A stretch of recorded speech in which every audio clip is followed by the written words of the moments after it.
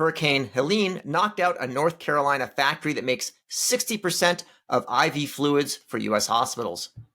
What does it mean for the healthcare economy and for patient care?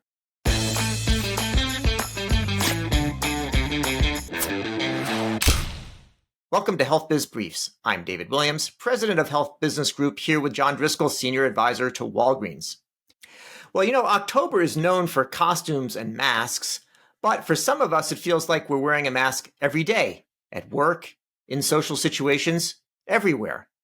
Therapy can help you reconnect with your truth self so you don't have to stay hidden behind that mask. Masks should really just be for Halloween and not for concealing our emotions. Well, that's where BetterHelp can help. BetterHelp offers online therapy. It's designed to be convenient, flexible, and customized to fit your unique needs. Now start by answering a few questions, and you'll be matched with a licensed therapist who's right for you. If you ever want to switch therapists, you can easily do so, and there's no extra cost. Whether you're navigating stress, anxiety, or just looking for personal growth, BetterHelp connects you with professionals who can support you on your journey to self-discovery and healing. It's time to take off the mask with BetterHelp. Visit betterhelp.com/CareTalk to get 10% off your first month. That's BetterHelp, HELP.com/CareTalk. John, these hurricanes are a rough thing. Why should we really worry so much about a plant that puts water in bags? Well, David, saline, one of the first things that happens to you when you hit the hospital after a serious or not so serious injury is you need to get hydrated to get your body healthy and get you to a healthy level of hydration.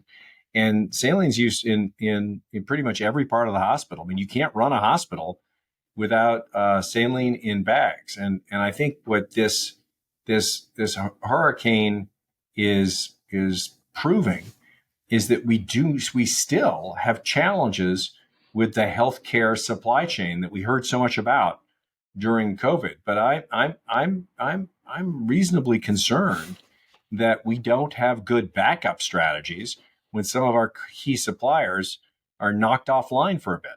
No, that's fair, John. I mean, there's limited things you can do. So sometimes, they'll use IV hydration where you could use oral hydration. In other words, drinking things like, Gatorade to get back in shape. And for some things, you can use syringes. But that's going to be more of a conservation measure.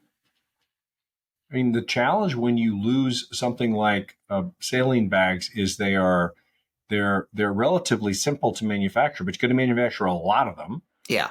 They've got saline and fluids in them.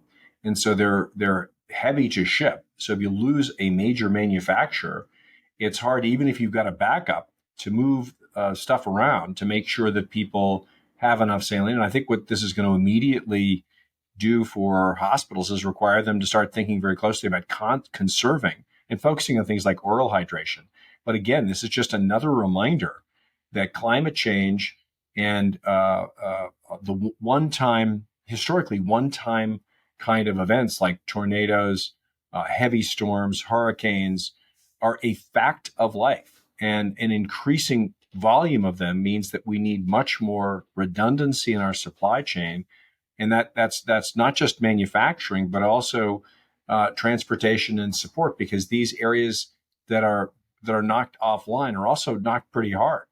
So, John, it's not the first time that something like this has happened. And as you say, climate change may be a factor. I'll point out that another plant in North Carolina was damaged last year. That was a Pfizer plant, and it went offline for 10 weeks. They made anesthesia and sterile injectables, also very important for hospitals.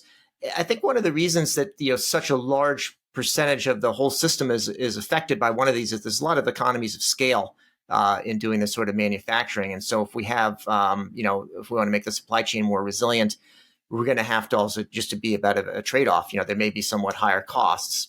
Oh, there's absolutely no question there, David. I mean, the over the period of the 80s and then the 90s, manufacturing and distribution moved to a strategy of what they call just in time.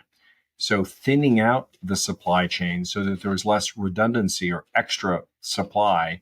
And what that meant is you'd focused factories. So you'd have one big factory that would be the best in the country at doing X or Y, like building the injectable syringes or the saline bags. And then you would have limited supply and distribution centers because that represent capital that was caught up, and then you'd have you'd keep some supply in hospitals, but not so much that you were actually had extra inventory. And there was a lot of focus on optimizing inventory, meaning just having the inventory you need, whether it's a syringe or an extra knee or a mechanical knee.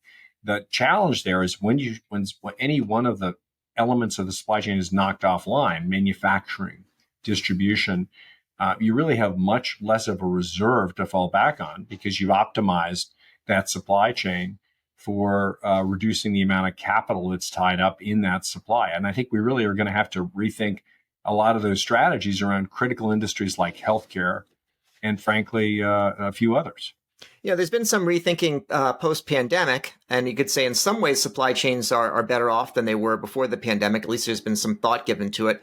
But there's a lot of interdependencies, and even if you do something like sort out distribution in a few different spots, you could have systemic issues. Like if you have a cyber attack that affects a certain software that's used across the different plants, then you could actually knock all the plants out with one attack, even if it's not something very localized like a tornado. So I think this is something that we're going to need to continue to wrestle with. Well, that's it for another episode of HealthBiz Briefs. We've been discussing the impact of Hurricane Helene on the healthcare supply chain.